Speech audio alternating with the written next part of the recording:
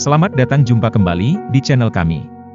Semoga pemirsa setia selalu dalam keadaan baik-baik saja. Kesempatan kali ini kita akan membahas informasi sederhana.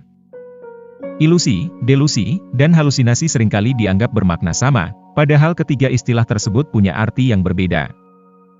Namun, yang pasti ketiganya umum dialami oleh penderita gangguan jiwa tertentu, seperti skizofrenia atau gangguan psikotik. Ilusi, delusi, dan halusinasi merupakan istilah yang erat kaitannya dengan kesehatan mental. Orang yang mengalami kondisi tersebut sulit untuk membedakan hal yang nyata dan tidak. Perbedaan ilusi, delusi, dan halusinasi, supaya lebih jelas dan tidak salah kaprah lagi, simak penjelasan berikut mengenai perbedaannya. Dalam video ini kami hanya membahas apa itu delusi. Untuk ilusi dan halusinasi kami akan bahas di lain kesempatan. Untuk melanjutkan video ini jangan lupa subscribe dan nyalakan loncengnya. Delusi merupakan salah satu gejala khas dari gangguan mental, seperti psikosis, skizofrenia, gangguan kepribadian, gangguan bipolar, dan demensia. Namun, terkadang delusi juga bisa dialami oleh orang yang depresi atau terkena penyakit Parkinson. Delusi adalah kondisi di mana penderitanya tidak dapat membedakan hal yang nyata dan tidak nyata. Orang yang mengalami gangguan delusi seringkali akan menganggap apa yang dialami, dilihat, atau didengarnya seakan terjadi dan meyakinkan orang lain bahwa hal tersebut adalah fakta.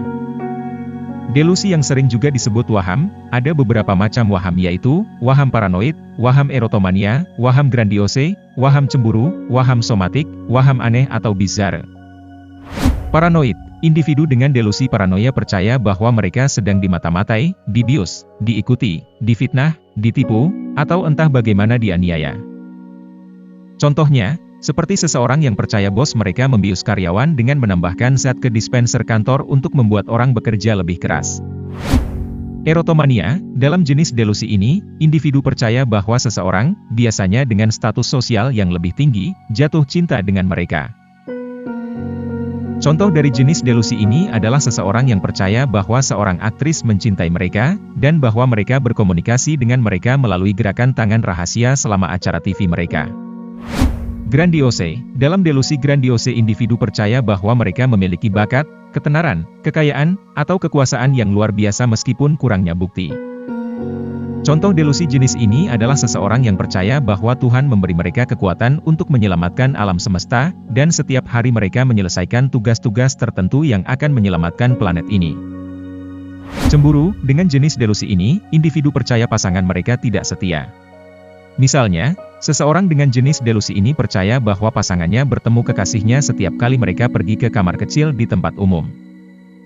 Somatik, individu dengan delusi somatik percaya bahwa mereka mengalami sensasi fisik atau disfungsi tubuh di bawah kulit, atau bahwa mereka menderita kondisi medis umum atau cacat.